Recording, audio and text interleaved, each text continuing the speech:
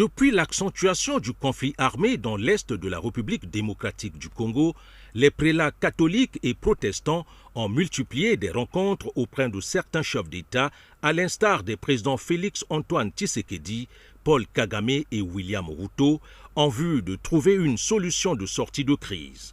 Aujourd'hui, la délégation du clergé catholique conduite par Monseigneur Donatien Tcholé, secrétaire général de la Conférence épiscopale nationale du Congo en sigle CENCO, et celle du clergé évangélique, conduite par le révérend Eric Senga Nsimba, sont venus solliciter l'implication du président Denis Sassou Nguesso, qui a une grande expérience dans la résolution des crises en Afrique, pour une rencontre au sommet entre les présidents de la RDC et du Rwanda pour mettre un terme à ce conflit par le biais du dialogue. Il s'agit d'une initiative de la paix prise par les deux églises. Et le président Denis Sassou Nguesso a une expérience incontestable. Il est la plaque tournante de la réconciliation en Libye. Il a joué un grand rôle dans le conflit en RCA avec le Seleka.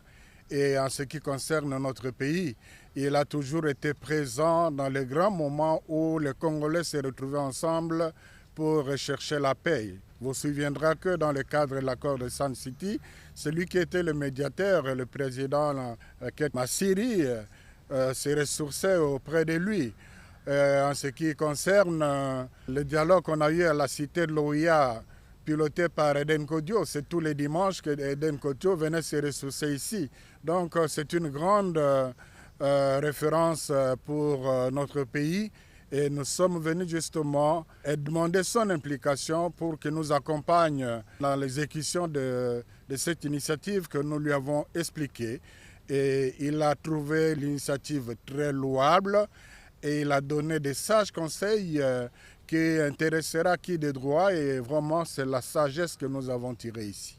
Notre étape ici à Brazzaville consacre justement la nécessité que nous accordons au vivre ensemble en tant que valeur fondamentale, puisque la question ou les problèmes qui sévissent au Congo ne touchent pas que les Congolais. Vous savez que nous partageons les frontières, nous partageons également des communautés qui sont d'un côté et de l'autre, et c'est tout à fait normal que lorsque les deux processus de Luanda et de Nairobi sont aujourd'hui fusionnés, que nous regardions également au cœur de l'Afrique centrale. Et donc, c'est ce qui nous a conduits ici à Brazzaville pour attendre l'implication personnelle du président Denis Sassou Nguesso. Nous avons ici été enrichis, nous avons été bénis parce que nous avons suivi de sages conseils et nous estimons qu'à notre retour, nous pouvons beaucoup contribuer avec ces éléments de sagesse. Somme toute, les représentants des églises catholiques et protestantes de la RDC quittent Brazzaville avec l'espoir de bénéficier